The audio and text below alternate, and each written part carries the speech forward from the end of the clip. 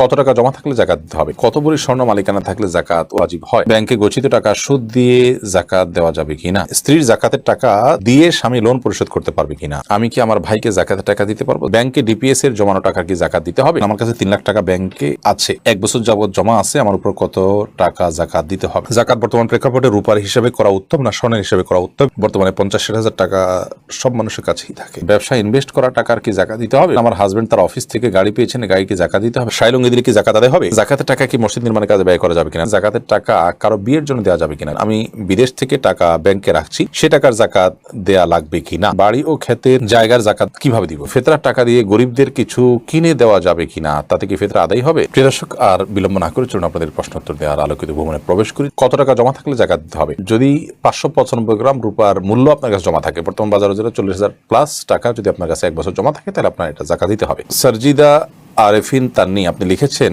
কত ভরি স্বর্ণ মালিকানা থাকলে জাকাত ওয়াজিব হয়? যদি শুধু স্বর্ণ থাকে আপনার, তাহলে 7.5 ভরি থাকলে তখন সেক্ষেত্রে আপনার পরে জাকাত আসবে সবটুকুর, বা 7.5 ভরির কম আছে কিন্তু সাথে যদি নগদ টাকা থাকে, তাহলে দুইটা মিলে আবার রূপার নিসাব টাচ হয়ে যায় খুব সহজেই, অর্থাৎ 40,000 প্লাস যদি মূল্য দাঁড়ায় যায় দুটো মিলে, তাহলে সেক্ষেত্রে পুরোটুকু জাকাত দিতে হবে। শুধু স্বর্ণ থাকলে 7.5 ভরির নিচে থাকলে জাকাত দিতে হবে না। আহমদ আলী আপনি লিখেছেন, আমার একটা ব্যক্তিগত সিএনজি এবং মোটরসাইকেল আছে, আমার কি জাকাত দিতে হবে?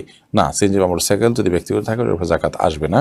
ওইটার যে ভাড়া আছে সেই টাকাটা যদি জমে, তাহলে সেক্ষেত্রে এটার উপর জাকাত আসবে নিসাব পরিমাণ হলে। ইভা ইসলাম লিখেছেন, ব্যাংকে গচ্ছিত টাকা সুদ দিয়ে জাকাত দেওয়া যাবে কিনা? ব্যাংকে গচ্ছিত টাকা সুদ দিয়ে জাকাত দিতে পারবেন না, সুদের টাকা তো আপনাকে দান করতেই হবে, জাকাত দিতে হবে পবিত্র মাল থেকে। হারাম মাল থেকে জাকাত দিলে জাকাত আদায় হবে না। তানিয়া রহমান আপনি লিখেছেন, স্ত্রীর জাকাতের টাকা দিয়ে স্বামী লোন পরিশোধ করতে পারবে কিনা? স্ত্রীর জাকাতের টাকা দিয়ে স্বামী তার লোন পরিশোধ করতে পারবেন, তবে সেটা স্বামী পরিশোধ করবেন এমন নয়। স্ত্রীদের জাকাতের টাকা স্বামীকে দিবেন, যে তুমি তোমার লোন পরিশোধ করো, তোমাকে সেজন্য আমি দিলাম।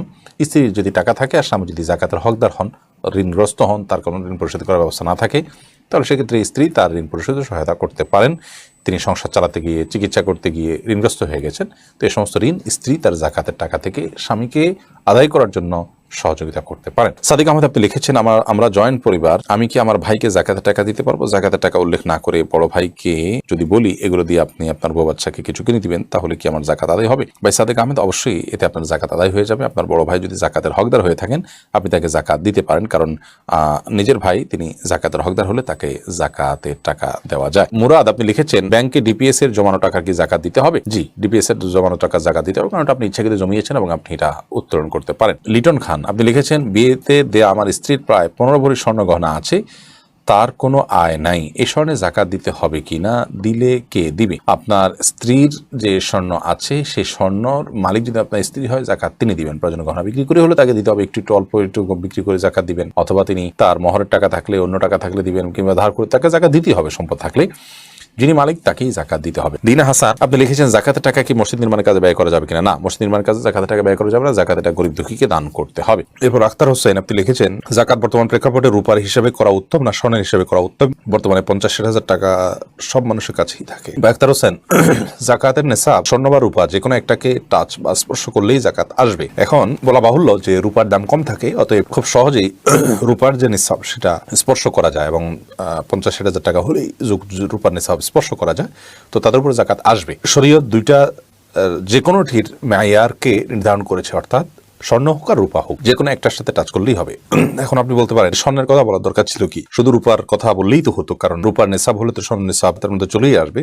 তো এর উত্তর হলো যে শুধু স্বর্ণ যার কাছে থাকবে, তার তো রূপার যে ব্যাপারটা আছে, রূপার তার কাছে নাও থাকতে পারে, তখন এই ব্যক্তির জাকাতের হিসেব করা, ক্যালকুলেশন করা, কাউন্ট করা, এটা একটু জটিল হবে, কঠিন হবে। আর সেই কারণে স্বর্ণের হিসাবটাকে এটার সাথে ধরা হয়েছে। ধরুন একজনের কাছে 5 ভরি স্বর্ণ আছে, তার কাছে কোনো রূপা নেই, নগদ টাকা নেই, তাহলে তার জাকাত আসবে না। কিন্তু যদি শুধু রূপার হিসাব ধরতো, তাহলে সেক্ষেত্রে স্বর্ণকে রূপাতে কনভার্ট করতে বাধ্য হতেন তিনি, এবং তারপরে জাকাত আসতো। বিধায় শরীয়ত দুইটাকেই মাইয়ার হিসাবে ঠিক করেছে। এক, দ্বিতীয়ত যে কোনো কালে কোনো সমাজে কখনো যদি এমন হয় যে রূপার দাম স্বর্ণের থেকে বেড়ে গেল, তখন স্বর্ণের নেশাবটা টাচ করলে তারপরে জাকাত আবশ্যক হয়ে যাবে। সুতরাং এ বিষয়ে সারা বিশ্বের সমস্ত ওলামায়ে প্রায় একমত যে স্বর্ণ এবং রূপার যে কোনো একটা নেশাব স্পর্শ করলেই জাকাত আবশ্যক হবে।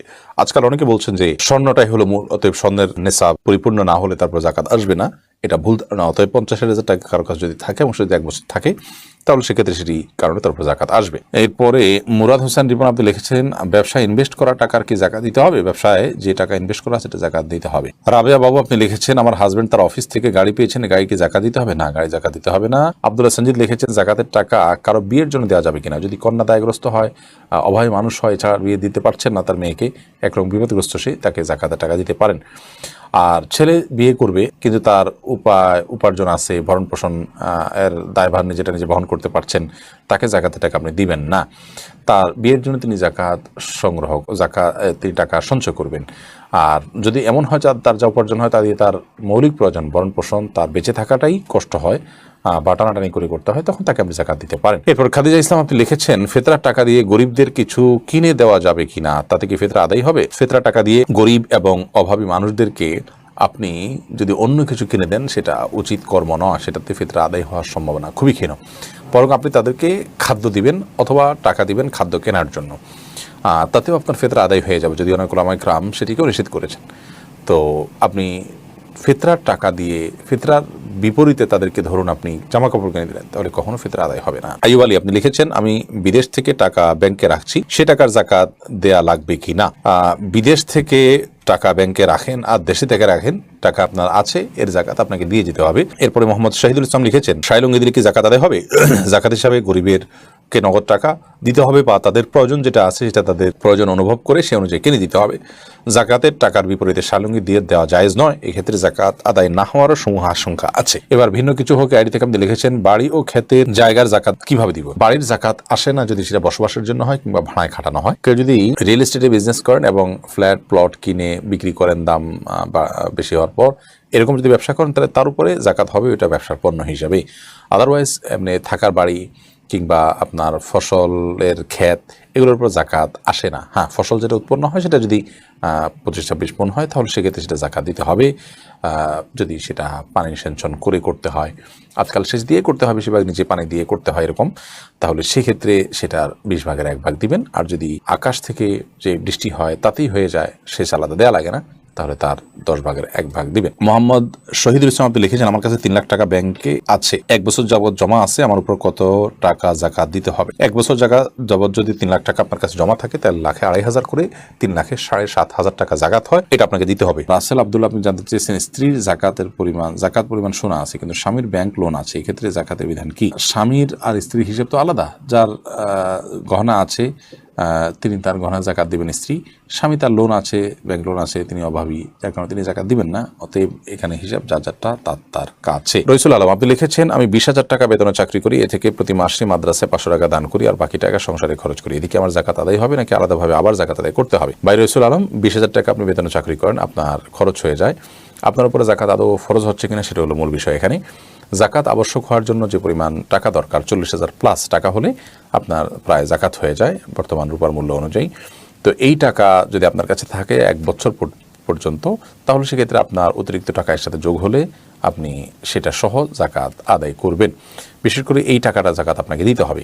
তো এই যে টাকাটা জাকাত আপনি দিবেন সেটা আপনাকে হিসেব করে কত দিচ্ছেন এবং যেখানে দিচ্ছেন এটা জাকাতের খাত কিনা। মাদ্রাসা জেনারেল ফান্ডে দিলে জাকাত হবে না, গোরাবা ফান্ডে বা অভাবীদের যে ফান্ড আছে সেখানে দিলে জাকাত হবে, আদায় হবে। তো এইটা হিসাব করে জাকাত আপনার ফরজ হয়েছে কিনা, আপনি যেখানে আদায় করছেন সেটা জাকাতের উপযুক্ত খাত কিনা এবং কত দিচ্ছেন, এটা জাকাত আপনার কত এসেছে সেখান থেকে আপনি কত দিচ্ছেন, এরকম হিসাব নিকাশের মাধ্যমে জাকাত দিতে হয়। মুখস্থ কোনো ফিগার দিয়ে আমরা জাকাত আদায় করতে পারবো না, এটা জাকাত দেওয়ার কোনো সিস্টেম না। মারুফা লাকি আপনি লিখেছেন, পেনশনের টাকা জাকাত দিতে হবে কিনা? পেনশনের যে টাকাটা, এই টাকাটা যদি আমরা পাই এবং যদি জমে জাকাতের নেশাব পরিমাণ হয় তাহলে সেক্ষেত্রে এটাকে জাকাতের শর্ত পূর্ণ হলে জাকাত দিতে হবে। মসজিদ তারাবির কেরাত এত দ্রুত পাঠ করা হয় যে কিছুই বোঝা যায় না, এক্ষেত্রে তারাবি নামাজ বাসায় একা পড়া যাবে কিনা? এবাদ বিন সুফিয়া আপনি লিখেছেন, দেখুন মসজিদে তারাবি সালাত এতই দ্রুত পড়ে যে কিছুই বোঝা না যায় এবং লাহানে জলি হয়, তাহলে সেক্ষেত্রে আপনি বাসায় একা কিংবা বাসায় আপনার মতো করে আপনি কয়েকজনকে জামাতে সালাত আদায় করতে পারেন। ওমর বিল্লাহ আপনি লিখেছেন, দোকানে অগ্রিম টাকার জাকাত দিতে হবে কিনা?